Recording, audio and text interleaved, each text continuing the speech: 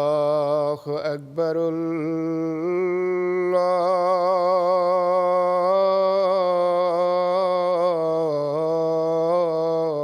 الله أكبر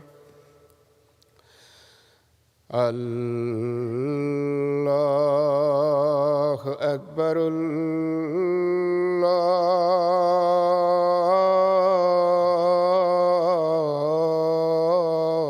الله أكبر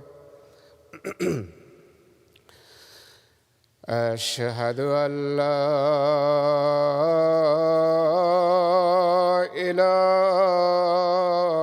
إله إلا الله أشهد أن لا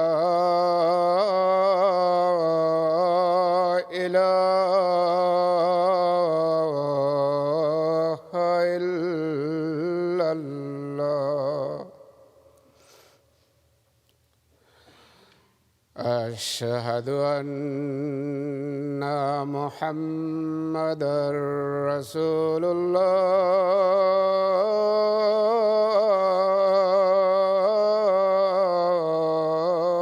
الله أشهد أن محمدًا رسول الله حي على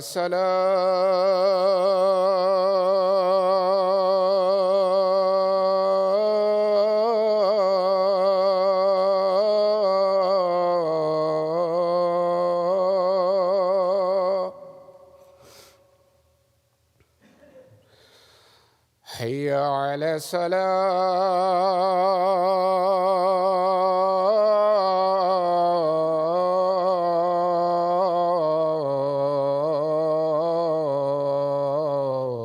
الصلاة حي على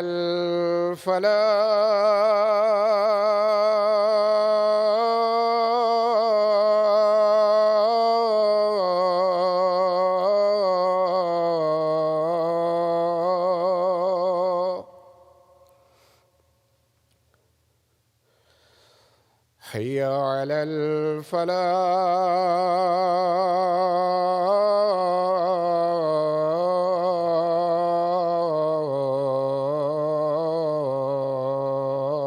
الفلاح الله أكبر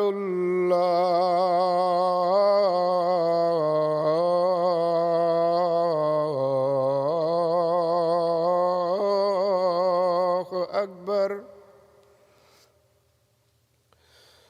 لا إله إلا الله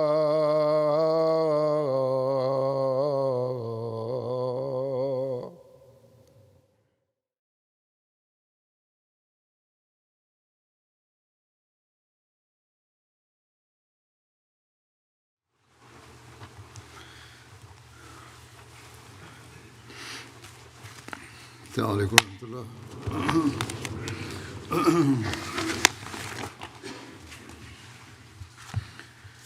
أشهد أن لا إله إلا الله وحده لا شريك له وأشهد أن محمدًا عبده ورسوله أما بعد فأعوذ بالله من الشيطان الرجيم بسم الله الرحمن الرحيم الحمد لله رب العالمين الرحمن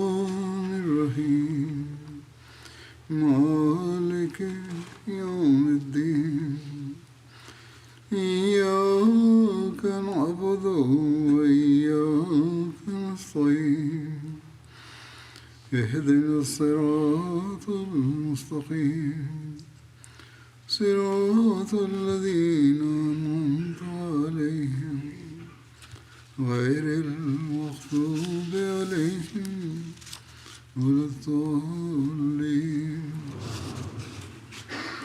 يا أيها الذين آمنوا كتب عليكم الصيام كما كتب على الذين من قبلكم لعلكم تتقون.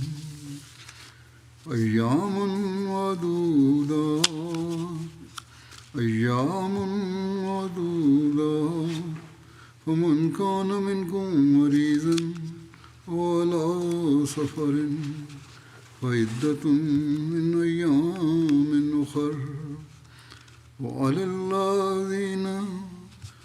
الذين يطيقونه فدية طعام مسكين ومن تطوع خيرا فهو خير له وأن تصوموا خير لكم إن كنتم تعلمون. اے وہ لوگو جو ایمان لائے ہو، تم پر روزے اسی طرح فرض کر دیے گئے ہیں جس طرح تم سے پہلے لوگوں پر فرض کیے گئے تھے، تاکہ تم تقوی اختیار کرو۔ گنتی کے چند دن ہیں، بس جو بھی تم میں سے مریض ہو یا سفر پر ہو تو اسے چاہیے کہ وہ اتنی مدت کے روزے دوسرے ایام میں پورے کرے، اور جو لوگ اس کی طاقت رکھتے ہوں ان پر فدیہ ایک مسکین کو کھانا کھلانا ہے۔ بس جو کوئی بھی نفلی نیکی کرے تو یہ اس کے لیے بہت اچھا ہے، اور تمہارا روزے رکھنا تمہارے لیے بہتر ہے اگر تم علم رکھتے ہو۔ اللہ تعالیٰ کے فضل سے رمضان کا مہینہ شروع ہو چکا ہے۔ حضرت صلی اللہ علیہ وسلم نے فرمایا یہ بہت عظیم اور برکتوں والا مہینہ ہے۔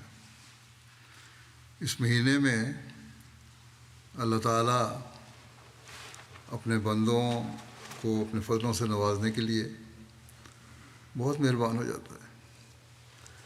اللہ تعالیٰ تو عام دنوں میں بھی اپنے بندوں کو اس طرح نوازتا ہے جس کا ہم تصور بھی نہیں کر سکتے۔ تو اس مہینے میں جب خاص طور پر شیطان کو جکڑ کر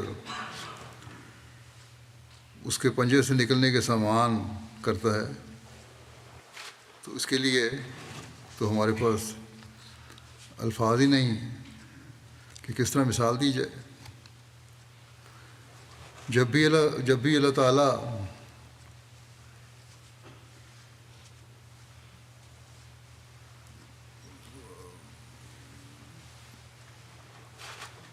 کی طرف ہم بڑھیں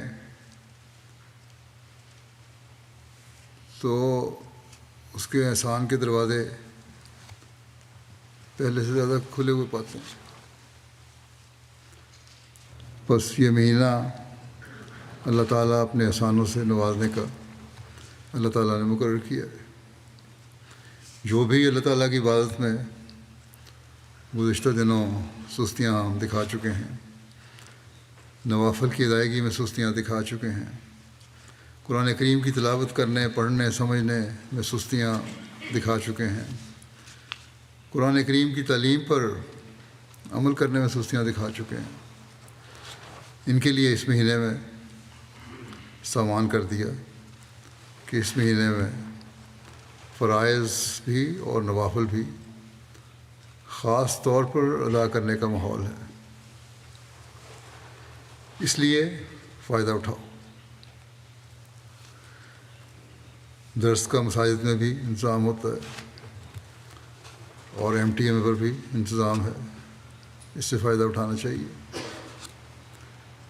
اور اللہ تعالیٰ کے قریب اور قرب کو تلاش کرنا چاہیے، اور پھر اس ماحول کے اثر کو اپنی زندگیوں کا مستقل حصہ ہمیں بنانا چاہیے، تاکہ اللہ تعالیٰ کے فضلوں اور احسانوں کے مستقل وارث ہم بنتے چلے جائیں۔ بس اللہ تعالیٰ فرماتا ہے کہ اس ماحول سے بہترین فائدہ اٹھانے کی کوشش کرتے ہوئے میری طرف بڑھو،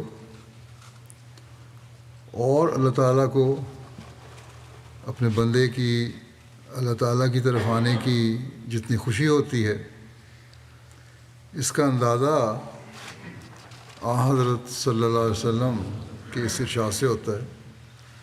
آپ صلی اللہ علیہ وسلم فرماتے ہیں کہ جو خوشی ماں کو اس کے گمشدہ بچے کے ملنے کی ہوتی ہے، اللہ تعالیٰ کو اس سے زیادہ خوشی اپنے گمشدہ بندے کے ملنے سے ہوتی ہے۔ یعنی جو لوگ حقوق اللہ اور حقوق العباد ادا کرنے والے نہیں ہیں، یا اس کا حق ادا کرتے ہوئے ادا نہیں کر رہے، اس میں سستیاں دکھانے والے ہیں، وہ جب حقیقت میں یہ حق ادا کرنے والے بن جاتے ہیں تو اللہ تعالیٰ کی خوشی کی کوئی انتہا نہیں ہوتی۔ اور اللہ تعالیٰ وہ ذات ہے جب وہ اپنے بندے سے خوش ہوتا ہے تو اس کو اس قدر نوازتا ہے کہ جس کی انتہا نہیں۔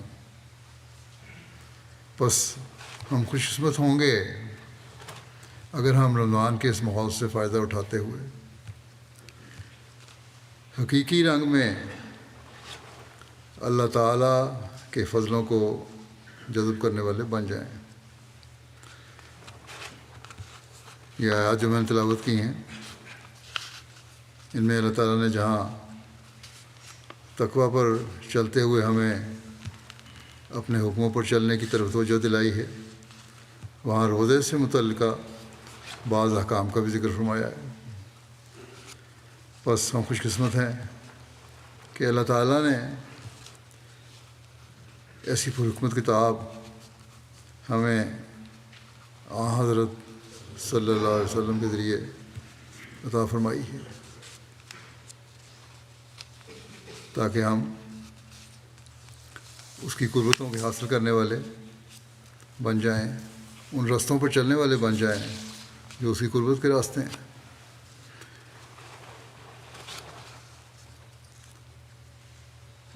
یہ پہلی آیت ہے، اس کے پہلے ارشاد میں ہی ہمیں عاجزانہ راہوں پر چلنے کی طرف توجہ دلا دی،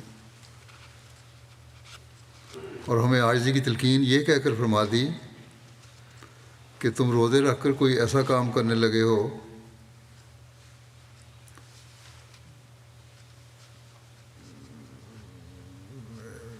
جو صرف تمہارا ہی امتیاز ہے، یہ نہیں ہے، بلکہ تم سے پہلے لوگوں پر بھی روزے فرض کیے گئے تھے۔ ٹھیک ہے، ان کے روزوں کے طریق میں شاید کچھ فرق ہوگا، لیکن روزے ان پر بھی فرض کیے گئے تھے، اور مقصد یہ تھا کہ وہ تقویٰ پر چلیں، اور یہی روزوں کا مقصد تمہارے لیے بھی ہے کہ تم تقویٰ پر چلو، یعنی تم غلط باتوں سے بچو اور نیک باتوں کو اختیار کرو، اور گناہوں اور غلط باتوں سے اس طرح اپنے آپ کو بچاؤ جس طرح ایک جنگجو ڈھال کے پیچھے اپنے آپ کو بچانے کی کوشش کرتا ہے، اور ڈھال کو سامنے رکھنے والا جنگجو صرف اپنے آپ کو ہی نہیں بچاتا بلکہ وہ دشمن پر وار بھی کرتا ہے۔ بس تم بھی اگر تقویٰ پر چل کر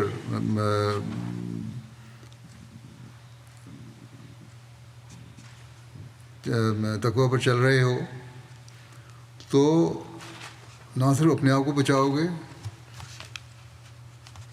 بلکہ شیطان پر اور شیطانی خیالات پر حملہ کر کے اس کو بھی مار دو گے۔ اور یہی طریق ہے جس سے تقویٰ پر چلتے ہوئے روزے کا حق ادا ہوتا ہے۔ ورنہ حضرت صلی اللہ علیہ وسلم نے فرمایا کہ تمہیں بھوکا رکھنے کا اللہ تعالیٰ کو کوئی شوق نہیں۔ اصل مقصد تو تقویٰ پیدا کرنا ہے، اگر یہ نہیں تو روزے کا مقصد ہی فوت ہو جاتا ہے۔ آج کل تو بہت سے مسلمانوں کی بہت بڑی تعداد میں بھوکا رہنے والی بات بھی نہیں رہی۔ اکثر جو خاص طور پہ امیر لوگ ہیں سحری بھی بڑے اہتمام سے کھاتے ہیں اور افطاری بھی بڑے اہتمام سے کرتے ہیں۔ ہاں، بیچارہ غریب ہے جسے سحری اور افطاری بھی بڑی مشکل سے میسر آتی ہے، لیکن ان کا بھی روزے میں بھوک کے ساتھ پانی پینے سے بھی رکنا اللہ تعالیٰ کی نظر میں تب مقبول ہوگا جب تقویٰ کے راستوں کی بھی تلاش کریں گے، اپنی عبادتوں کو سنوارنے کی کوشش کریں گے۔ یہاں یہ بھی بیان کر دوں کہ امیروں کو چاہیے کہ اپنے علاقے کے غریبوں کی رمضان میں خاص طور پر خبر گیری کریں۔ افطاریوں میں صرف امراء کو ہی جمع کر کے افطاریوں سے لطف اندوز نہ ہوں، بلکہ غریبوں کی افطاریوں کا بھی انتظام کریں۔ اور یہ جو بڑی بڑی افطاریاں ہوتی ہیں دعوتوں کے رنگ میں، ان کے حق میں تو ویسے بھی میں نہیں ہوں۔ اب یہ دکھاوے اور بدعت یہ کا رنگ اختیار کر گئی ہیں۔ رمضان میں تو قرآن کریم کے پڑھنے پڑھانے، سننے سنانے کی طرف زیادہ توجہ ہونی چاہیے، ذکر الہی کی طرف زیادہ توجہ ہونی چاہیے، عبادات کی طرف زیادہ توجہ ہونی چاہیے۔ لیکن یہ ہوتا یہ ہے کہ بجائے اس کے جب جو لوگ مختلف قسم کے کام کر رہے ہیں اپنے کاموں سے آ کر افطاریوں کی دعوتیں کھانے میں مصروف ہو جاتے ہیں، اور جنہوں نے افطاریوں کی دعوت کی ہوتی ہے وہ بھی اس طرح توجہ دینے کے بجائے کہ قرآن حدیث پڑھیں، ذکر الہی کریں، عبادت کی طرف توجہ دیں، اس کوشش میں ہوتے ہیں کہ کس طرح اچھے سے اچھا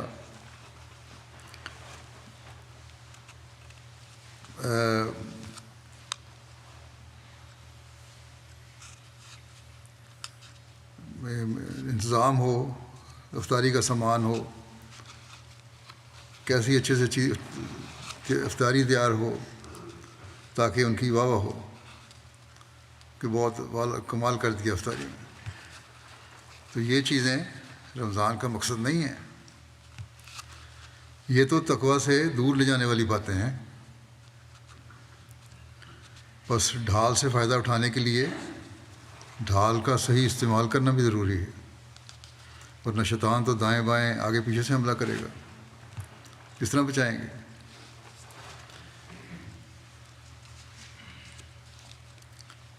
اور پھر یہ شیطان جو ہے انسان کو کاری زخم لگا کر زخمی بھی کر سکتا ہے۔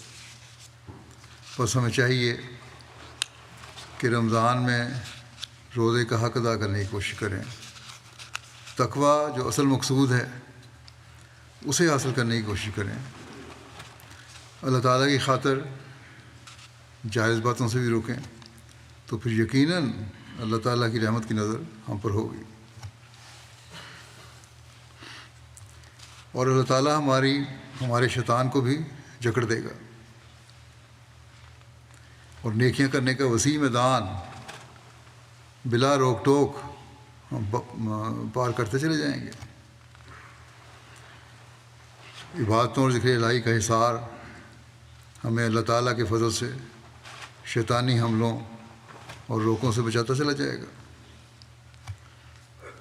شیطان کو کوئی معمولی چیز نہیں سمجھنا چاہیے۔ اس نے بڑے چیلنج سے یہ بات کی تھی کہ اللہ تعالیٰ کے بندوں کو اکثریت میرے بہکاوے میں آ کر میرے پیچھے چلے گی. بس ہم نے رمضان میں اس کے اس چیلنج کا مقابلہ کرنا ہے،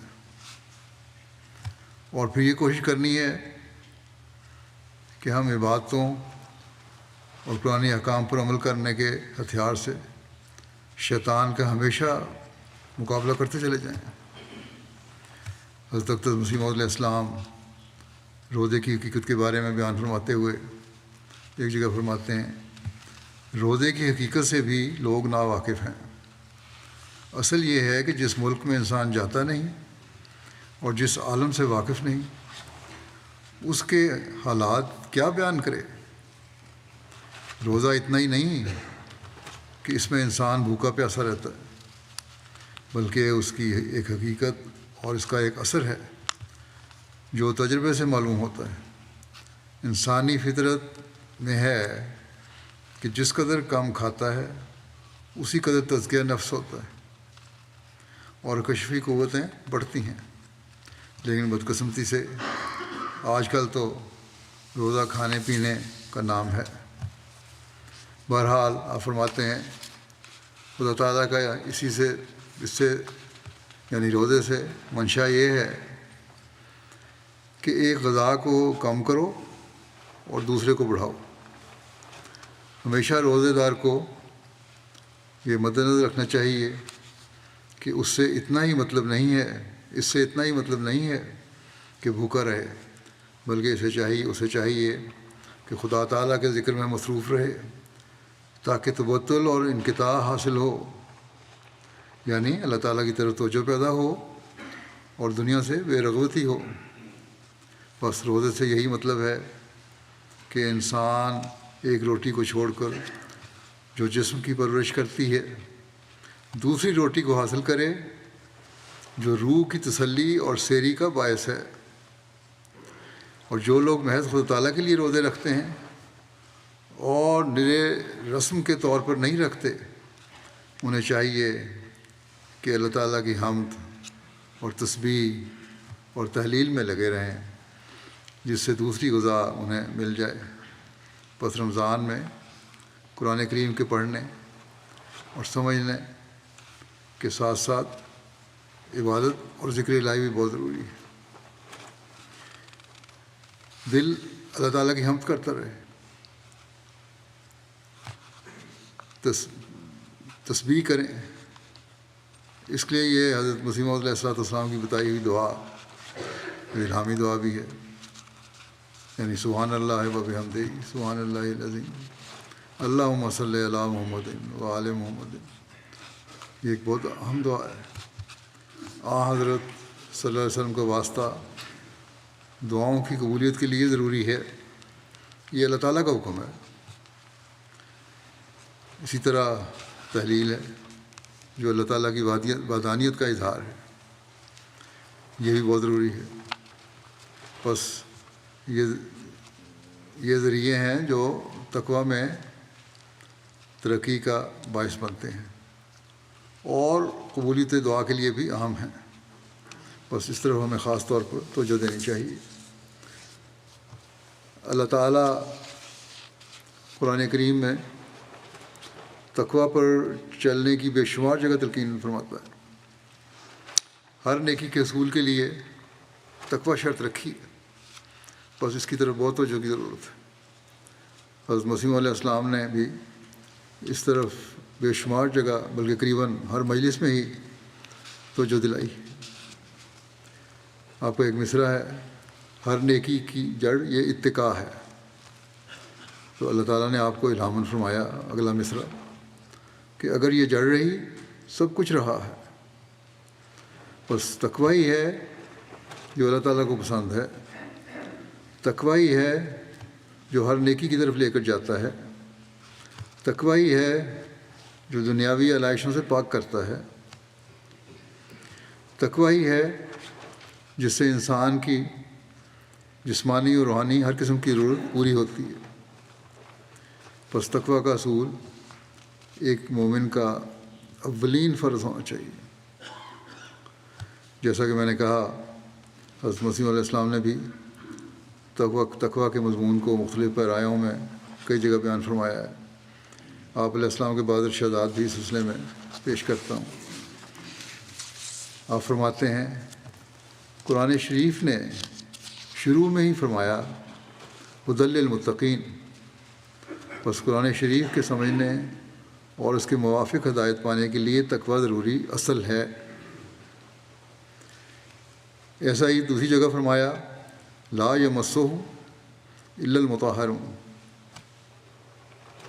دوسرے علوم میں یہ شرط نہیں، ریاضی ہے، ہندسہ و حیات ہے، دوسرے مضامین وغیرہ ہیں، ان میں اس امر کی شرط نہیں کہ سیکھنے والا ضرور متقی اور پرہیزگار ہو، بلکہ خواہ کیسا ہی فاسق فاجر ہو وہ بھی سیکھ سکتا ہے۔ کیونکہ آج کل تو یہ لوگ اس علوم میں بہت زیادہ بڑے ہوئے ہیں۔ فرمایا مگر علم دین میں خشک منطقی اور فلسفی ترقی نہیں کر سکتا، اور اس پر وہ حقائق اور معارف نہیں کھل سکتے۔ جس کا دل خراب ہے اور تقوی سے حصہ نہیں رکھتا، پھر کہتا ہے کہ علوم دین اور حقائق اس کی زبان پر جاری ہوتے ہیں، وہ جھوٹ بولتا ہے۔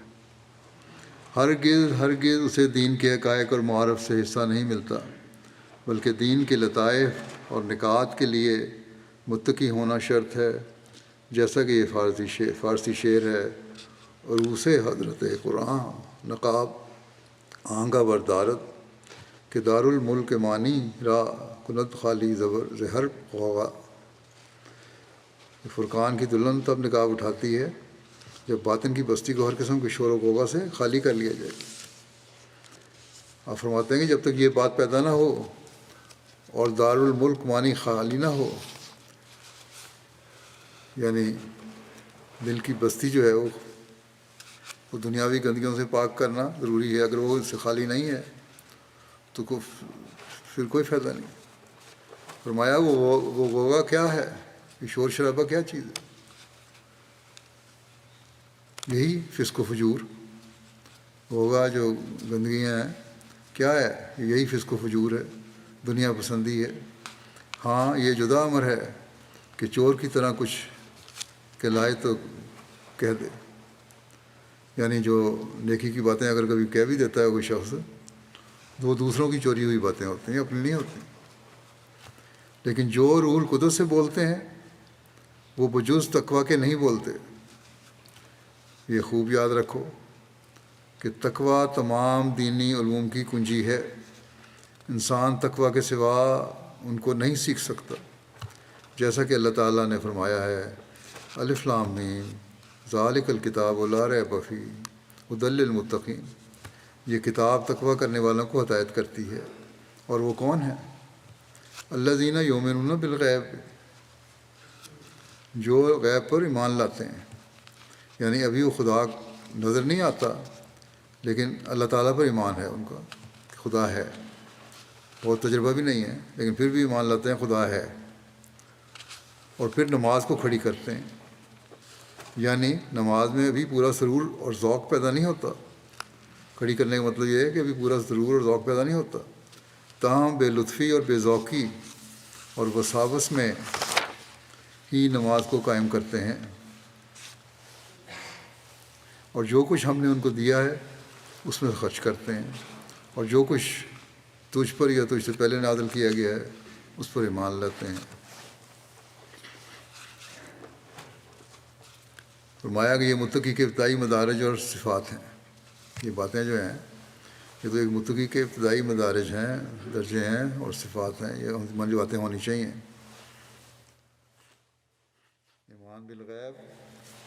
ایمان بالغیب اور نماز کا قیام، یہ سب ابتدائی باتیں ہیں۔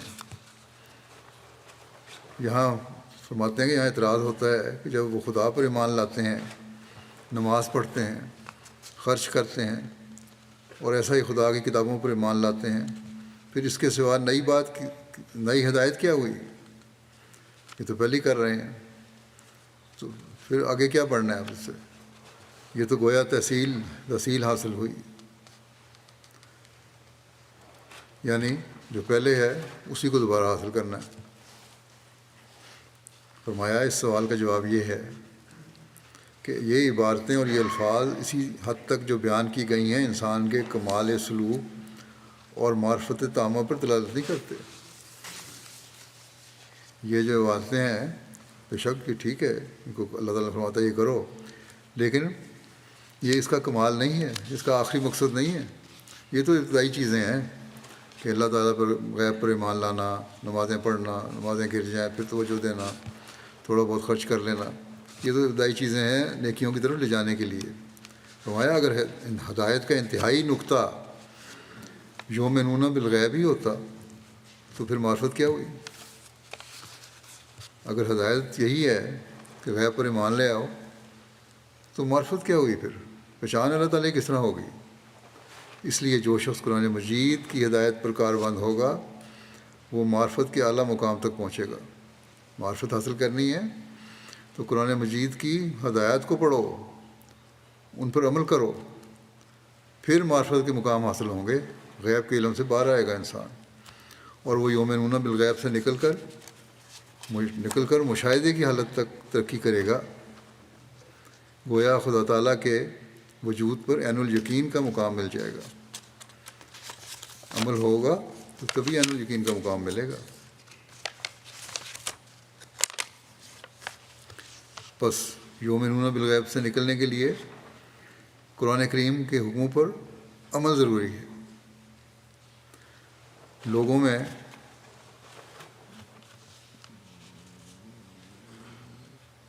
لوگ یہ سوال کرتے ہیں کہ غیب پر ایمان کیوں لائے؟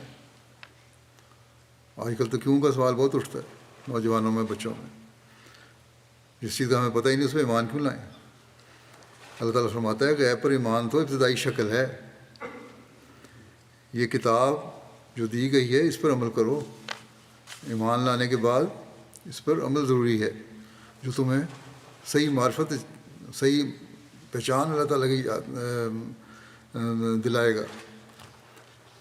تو غیب سے باہر نکل کر مشاہدے کی حالت پیدا ہوگی۔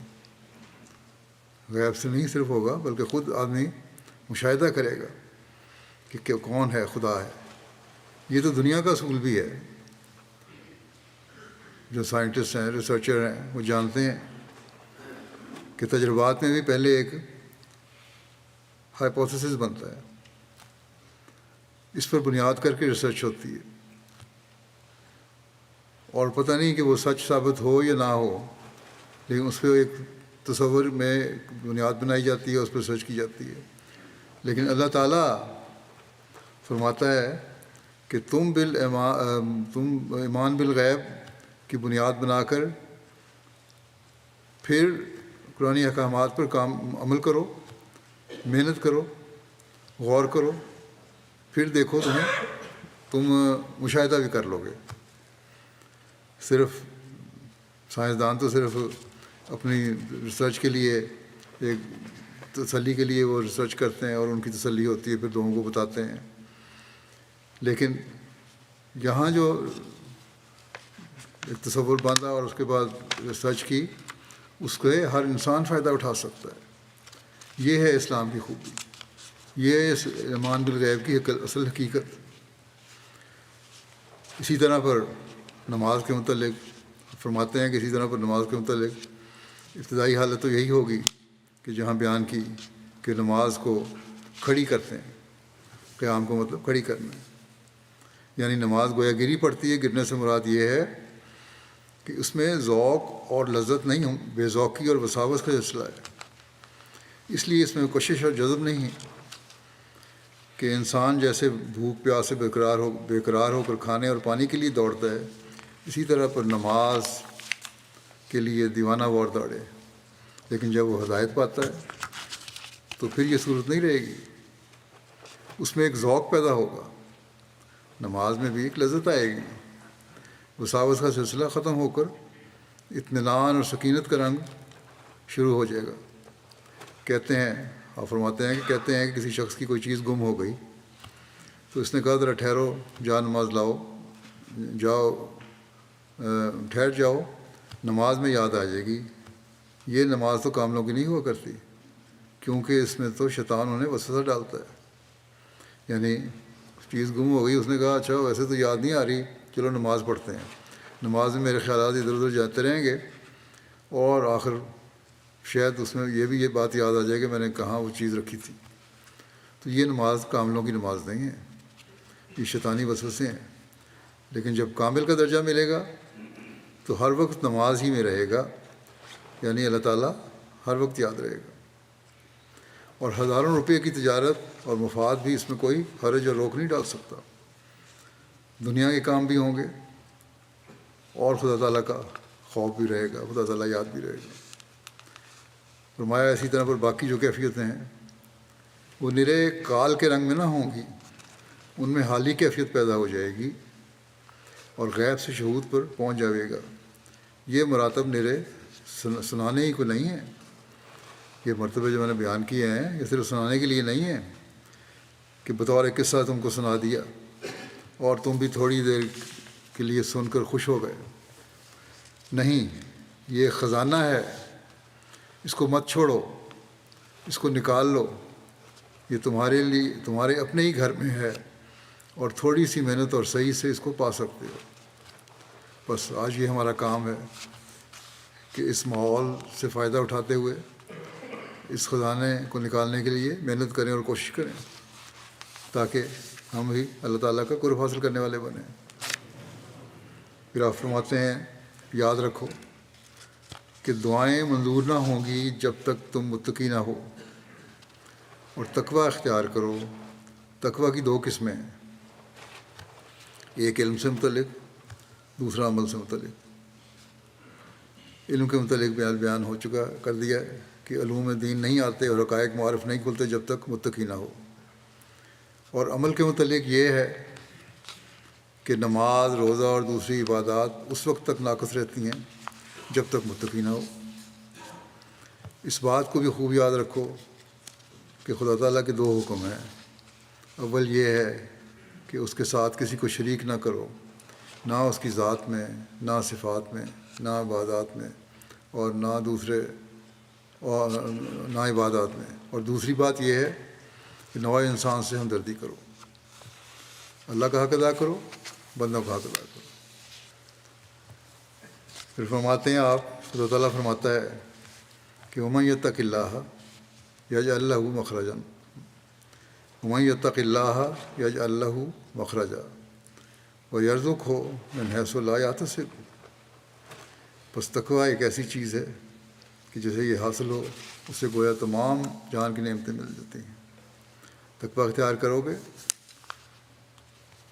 تو ایسے ایسے سامان اللہ تعالیٰ پیدا فرمائے گا اور ایسی جگہوں سے رزق دے گا جہاں تمہارا گمان بھی نہیں ہوگا. فرمایا کہ یاد رکھو متقی کبھی کسی کا محتاج نہیں ہوتا, بلکہ وہ اس مقام پر ہوتا ہے کہ جو چاہتا ہے خدا تعالیٰ اس کے لیے اس کے مانگنے سے پہلے مہیا کر دیتا ہے. بس یہ اللہ تعالیٰ کا وعدہ ہے کہ متقی کو دنیاوی رزق بھی دیتا ہے. آپ فرماتے ہیں میں نے ایک دفعہ کشف میں اللہ تعالیٰ کو تمثل کے طور پر دیکھا. میرے گلے میں ہاتھ ڈال کر فرمایا جے تو میرا ہو رہے ہیں سب جگ تیرا ہو. بس یہ وہ نسخہ ہے. فرمایا بس یہ وہ نسخہ ہے جو تمام انبیاء اولیاء و صلحاء کا آزمایا ہوا ہے, تم بھی آزماؤ. فرماتے ہیں ہماری جماعت کو چاہیے کہ تقوی کی راہوں پر قدم ماریں اور اپنے دشمن کی ہلاکت سے بے جا خوش نہ ہوں. تورات میں لکھا ہے کہ بنی اسرائیل کے دشمنوں کے بارے میں کہ میں نے ان کو اس لیے ہلاک کیا, اللہ تعالیٰ فرماتا ہے کہ وہ بد ہیں اس لیے ان کو ہلاک کیا, نہ اس لیے کہ تم نیک ہو. تمہاری نیکی کی وجہ سے دشمن ہلاک نہیں ہوئے بلکہ وہ اپنی بدی کی وجہ سے ہلاک ہوئے ہیں. بس نیک بننے کی کوشش کرو. فرمایا میرا ایک شعر ہے, ہر ایک نیکی کی جڑ یہ اتقاء ہے, اگر یہ جڑ رہی سب کچھ رہا ہے. پھر آپ فرماتے ہیں تقوی ایک تریاک ہے, جو اسے استعمال کرتا ہے تمام زہروں سے نجات پاتا ہے. مگر تقوی کامل ہونا چاہیے. تقوی کی کسی شاخ پر عمل پیرا ہونا ایسا ہی ہے جیسا کسی کو بھوک لگی ہو اور وہ ایک دانہ کھا لے, ظاہر ہے کہ اس کا کھانا اور نہ کھانا برابر ہے. ایسا ہی پانی کی پیاس ایک قطرے سے نہیں بجھ سکتی. یہی حال تقویٰ کا ہے. کسی ایک شاخ پر عمل موجب ناز نہیں ہو سکتا جب تقویٰ وہی ہے جس کی نسبت اللہ تعالیٰ فرماتا ہے ان اللہ مع الذین اتقوا. خدا تعالیٰ کی معیت بتا دیتی ہے کہ یہ متقی ہے، یعنی اگر حقیقی تقویٰ ہے تو خدا تعالیٰ خود اپنے فضل سے اظہار بتا دیتا ہے، اور اس کے فضل کا اظہار بھی ہوتا ہے. بس یہ تقویٰ ہے جو ہمیں حاصل کرنے کی کوشش کرنی چاہیے.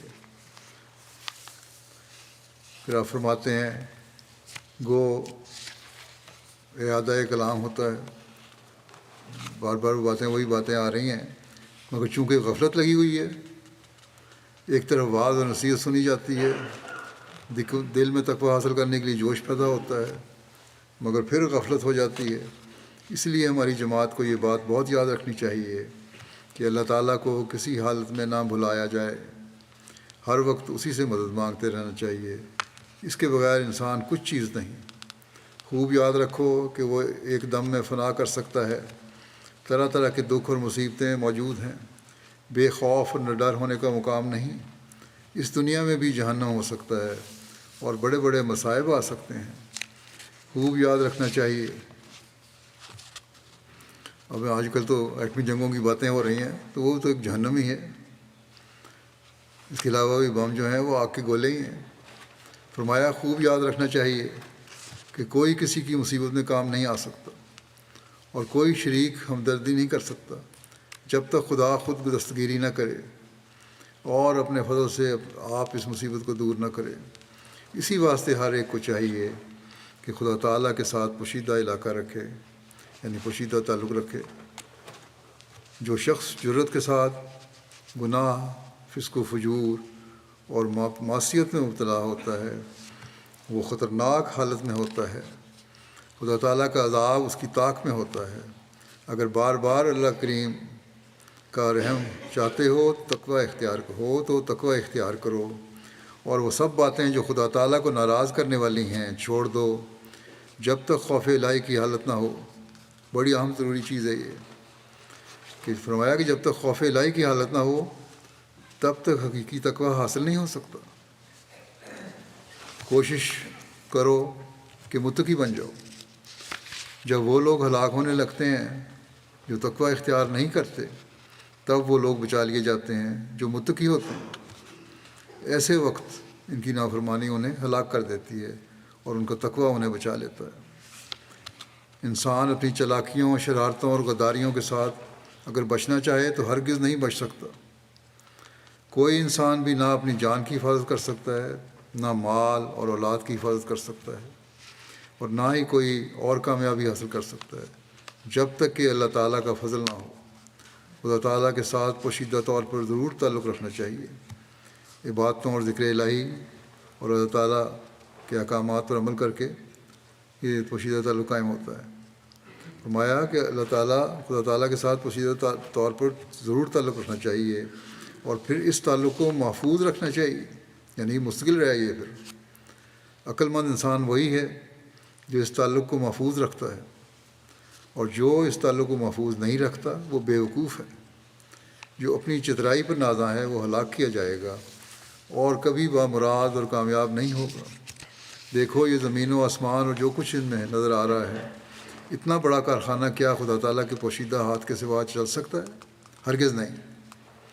یاد رکھو جو امن کی حالت میں ڈرتا ہے وہ خوف کی حالت میں بچایا جاتا ہے، اور جو خوف کی حالت میں ڈرتا ہے تو وہ کوئی خوبی کی بات نہیں.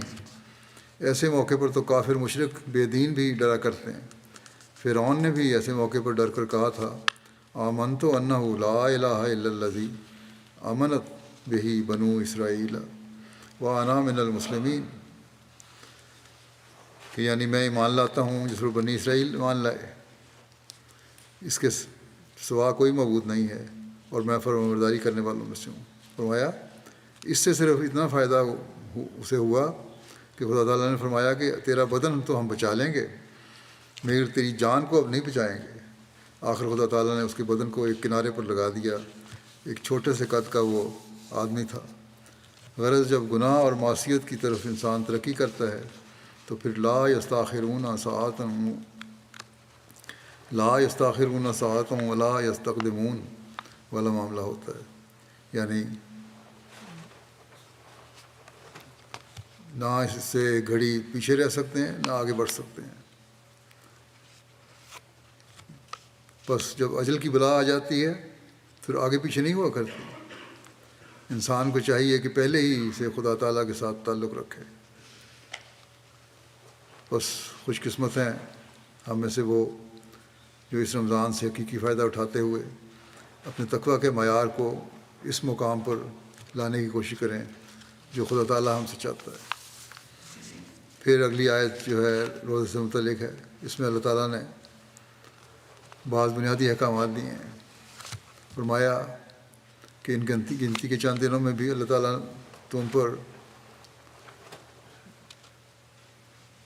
روزے فرض کرنے کے باوجود تمہیں سہولت مہیا کرتا ہے، لہذا جو مریض اور مسافر ہیں وہ اپنے اوپر بلا وجہ کا بوجھ نہ ڈالیں، اور بعد میں صحت یاب ہونے کے بعد یا سفر ختم ہونے کے بعد روزے مکمل کر لیں۔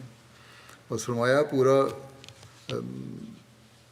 فرض پورا ضرور کرنا ہے، لیکن غیر ضروری بوجھ بھی نہیں ڈالنا۔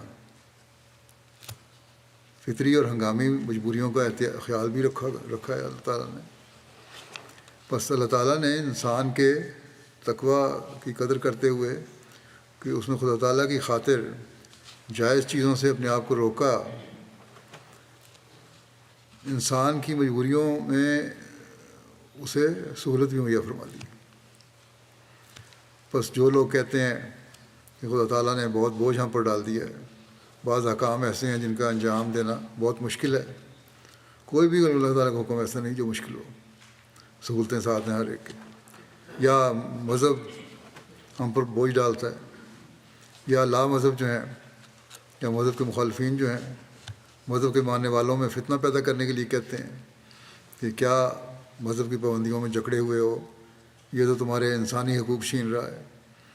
اس آیت میں بھی ان لوگوں کا جواب ہے کہ روزے فرض ہیں، روزہ اللہ تعالیٰ کی رضا حاصل کرنے والا بناتا ہے، لیکن اس کے باوجود فطری تقاضوں اور ضرورتوں کا خدا تعالیٰ خیال رکھتا ہے اور تمہیں سہولت مہیا کرتا ہے۔ سال کے دوران کسی وقت بھی اپنے روزے مکمل کر لو، اور صاحب حیثیت اپنے چھوٹے ہوئے روزوں کا کچھ فدیہ بھی دے دیں۔ ہر ایک پہ فرض نہیں، جو صاحب حیثیت ہے وہ دے دیں، اس سے دوہرا ثواب ہے، یہ زائد نیکی جو تم کرو گے۔ تو اللہ تعالیٰ تو اس طرح نوازنے کے سامان کرتا ہے۔ اور پھر دودھ پلانے والی مائیں ہیں یا مستقل بیمار ہیں، ان کو حسب توفیق فدیے کا ارشاد فرما دیا۔ اور کیونکہ اللہ تعالیٰ عالم الغیب ہے، نیتوں کو جانتا ہے، اس لیے فرمایا کہ تمہارا فدیہ روزوں کے متبادل ہے، اگر تم نے ایک نیتی سے دے رہے ہو۔ یہ فدیہ سے غریبوں کی مدد ہوتی ہے۔ گویا یہاں پھر حقوق العباد کو بھی عبادت کے ثواب کا درجہ دے دیا۔ اب فدیہ سے فائدہ کون اٹھا رہا ہے؟ غریب لوگ، لیکن ثواب اس کا عبادت کے برابر ہو گیا۔ یہ ہے اسلام کا خدا جو سوائے رحم کے اور کچھ نہیں۔ پھر بھی انسان اس کا رحم حاصل کرنے والا نہ بنے تو اس کی بدقسمتی ہے۔ حضرت اقدس مسیح موعود علیہ السلام مضمون کو مزید کھولتے ہوئے فرماتے ہیں، ایک دفعہ میرے دل میں خیال آیا کہ یہ فدیہ کس لیے مقرر کیا گیا ہے، تو معلوم ہوا کہ توفیق کے واسطے ہے، تاکہ روزے کی توفیق اس سے حاصل ہو۔ خدا تعالیٰ ہی کی ذات ہے جو توفیق عطا کرتی ہے، اور ہر شے خدا تعالیٰ سے ہی طلب کرنی چاہیے۔ خدا تعالیٰ قادر مطلق ہے، وہ اگر چاہے تو ایک مدکوک کو بھی روزے کی طاقت عطا کر سکتا ہے۔ تو فدیے سے یہی مقصود ہے کہ وہ طاقت حاصل ہو جائے، اور یہ خدا تعالیٰ کے فضل سے ہوتا ہے۔ بس میرے نزدیک خوب ہے کہ انسان دعا کرے کہ الہی یہ تیرا مبارک مہینہ ہے، میں اس سے محروم رہ جاتا ہوں، اور کیا معلوم کہ آئندہ سال زندہ رہوں یا نہ، یا ان فوت شدہ روزوں کو ادا کر سکوں یا نہ، اور اس سے توفیق طلب کرے۔ تو مجھے یقین ہے ایسے دل کو خدا تعالیٰ طاقت بخش دے گا۔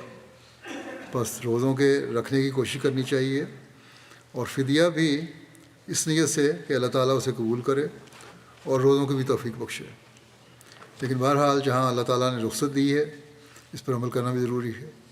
یہی تقویٰ ہے، اصل تقویٰ یہی ہے کہ خدا تعالیٰ کے حکم کی اطاعت کی جائے۔ چنانچہ اس مضمون کو بیان کرتے ہوئے آپ ایک جگہ فرماتے ہیں، اصل بات یہ ہے کہ قرآن شریف کی رخصتوں پر عمل کرنا بھی تقویٰ ہے۔ اللہ تعالیٰ نے مسافر اور بیمار کو دوسرے وقت روزے رکھنے کی اجازت اور رخصت دی ہے، اس لیے اس حکم پر بھی عمل رکھنا چاہیے۔ میں نے پڑھا ہے کہ اکثر اکابر اس طرف گئے ہیں کہ اگر کوئی حالت سفر یا بیماری میں روزہ رکھتا ہے تو یہ معصیت ہے، گناہ ہے، کیونکہ غرض تو اللہ تعالیٰ کی رضا ہے، نہ اپنی مرضی، اور اللہ تعالیٰ کی رضا فرما برداری میں ہے۔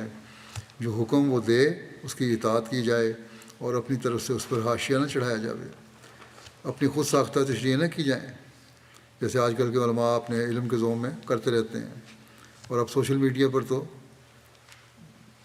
جو پلیٹ فارم ان کو مل گیا ہے، اس میں تو فقہ کے حوالے سے عجیب و غریب مزے کا خیز باتیں اور فتوے جاری کرنے شروع کر دیے ان لوگوں نے۔ بہرحال آپ علیہ السلام فرماتے ہیں اس نے تو یہ حکم دیا ہے کہ فمن کانا منکم مریضاً او علی سفر فعدۃ من ایام اخر، بس جو بھی تم میں سے مریض ہو یا سفر پر ہو تو وہ اتنے روزے دوسرے دنوں میں پورے کرے۔ اس میں کوئی قید نہیں لگائی کہ ایسا سفر ہو یا ایسی بیماری ہو۔ پھر آپ فرماتے ہیں کہ جو شخص مریض اور مسافر ہونے کی حالت میں ماہ رمضان میں روزہ رکھتا ہے وہ خدا تعالیٰ کے صریح حکم کی نافرمانی کرتا ہے۔ خدا تعالیٰ نے صاف فرما دیا ہے کہ مریض اور مسافر روزے نہ رکھے، مرض سے صحت پانے اور سفر کے ختم ہونے کے بعد روزے رکھے۔ خدا تعالیٰ کے اس حکم پر عمل کرنا چاہیے کیونکہ نجات اس کے فضل سے ہے، نہ کہ اپنے اعمال کا زور دکھا کر کوئی نجات حاصل کر سکتا ہے۔ مریض اور مسافر اگر روزے رکھیں گے تو ان پر حکم عدولی کا فتویٰ لازم آتا ہے۔ ایک شخص نے حضرت صلی اللہ علیہ وسلم سے رمضان کے مہینے میں سفر کی حالت میں روزہ اور نماز کے بارے میں سوال کیا۔ اس پر رسول اللہ صلی اللہ علیہ وسلم نے فرمایا کہ رمضان میں سفر کی حالت میں روزہ نہ رکھو۔ اس پر اس شخص نے کہا یا رسول اللہ صلی اللہ علیہ وسلم، میں روزہ رکھنے کی طاقت رکھتا ہوں۔ نبی کریم صلی اللہ علیہ وسلم نے اس سے فرمایا کہ تو زیادہ طاقتور ہے یا اللہ؟ فرمایا یقیناً اللہ تعالیٰ نے میری امت کے مریضوں اور مسافروں کے لیے رمضان میں سفر کی حالت میں روزہ نہ رکھنے کو بطور صدقہ ایک رعایت قرار دیا ہے۔ کیا تم میں سے کسی کو یہ پسند ہے کہ وہ تم سے کسی کو کوئی چیز تحفہ دے، پھر وہ اس چیز کو تحفہ دینے والے کو واپس لوٹا دے؟ بس تقویٰ یہی ہے کہ اللہ تعالیٰ کے حکموں پر عمل کرو، جس نیکی کو بھی وہ کہے اس وقت کرو، اور جس وقت کہے وہ اس وقت کرو، اور جسے کہے چھوڑ دو تو چھوڑ دو۔ اللہ تعالیٰ ہمیں رمضان اللہ تعالیٰ کی رضا پر چلتے ہوئے تقویٰ سے گزارنے کی توفیق عطا فرمائے۔ ہمیں اپنے تقویٰ کے معیار اونچے کرنے کی توفیق دے، نہ ہی روزوں سے بچنے کے بہانے ہم تلاش کرنے والے ہوں اور نہ بلا وجہ سختی اور اپنے اوپر وارد کرنے والے ہوں، اور ہمیشہ اسلام کی خوبصورت تعلیم پر عمل کرنے والے ہوں، اور اس رمضان میں ہم اللہ تعالیٰ کی بے شمار برکات حاصل کرنے والے ہوں۔ ہر دن ہمارے لیے برکتوں اور رحمتوں کے سامان لے کر آئے۔ رمضان سے ہم حقیقی فیضیاب ہونے والے ہوں۔ یہ رمضان ہمیں اللہ تعالیٰ کے قریب تر کرنے والا ہو۔ مقبول دعاؤں کی ہمیں توفیق ملے۔ تمام دنیا کے احمدی جماعتی ترقیات اور تمام مشکلات دور ہونے کے لیے بھی دعا کریں۔ حکومتوں اور ہر شریر کے شر سے اللہ تعالیٰ ہمیں بچائے رکھے۔ اسیران کی رہائی کے لیے بھی دعا کریں، بعض ان سے بڑی مشکل میں گرفتار ہیں، اور یہ دعا کریں کہ ہم اللہ تعالیٰ کا دامن ایسا پکڑیں کہ کبھی ہماری کسی لفظ کی وجہ سے یہ دامن نہ چھوٹے، اور اللہ تعالیٰ کے فضلوں کی بارش ہمیشہ ہم پر برستی رہے۔ مسلمان دنیا کے لیے بھی دعا کریں، اللہ تعالیٰ انہیں عقل اور سمجھ دے اور وہ آنے والے مسیح موعود اور مہدی موعود کو ماننے والے ہوں۔ جنگوں کے بد اثرات سے بچنے کے لیے بھی دعا کریں۔ مسلمان ممالک میں اقتدار کی خاطر جو جنگیں لڑی جا رہی ہیں اور اس کے نتیجے میں جو معصوم عوام ظلم کی چکی میں پس رہے ہیں، اللہ تعالیٰ ان پر رحم کرتے ہوئے ان ظالموں سے نجات دے۔ دنیا کے عمومی حالات کے لیے بھی دعا کریں، اللہ تعالیٰ جنگ اور اس کے خطرناک نتائج سے بچائے۔ جنگ کی صورت میں ظاہر ہے کہ احمدی بھی اس سے متاثر ہوں گے، اللہ تعالیٰ انہیں اسے محفوظ رکھے۔ اس سے بچنے کے لیے بھی ہر احمدی کو اپنے تقویٰ کا معیار اونچا کرنا ہوگا، یہی حضرت مسیح علیہ السلام نے فرمایا ہے۔ اللہ تعالیٰ اس کی بھی ہر ایک کو توفیق دے۔ یہاں بھی لگتا ہے یو کے میں بھی مسلمانوں کے گرد دائرہ تنگ کرنے کی کوشش کی جا رہی ہے۔ ایک قانون شدت پسندی کو ختم کرنے کے لیے لایا گیا ہے، لیکن عمومی تجزیہ کاروں کا خیال یہ ہے کہ یہ مسلمانوں کو ٹارگٹ کرنے کے لیے ہے۔ بہرحال اللہ تعالیٰ بہتر جانتا ہے کہ اس کے پیچھے کیا ہے، کیا ارادے ہیں ان لوگوں کے، لیکن دعا کرنی چاہیے کہ اللہ تعالیٰ ہمیں بھی اور یہاں کے باقی مسلمانوں کو بھی اس کے شر سے محفوظ رکھے۔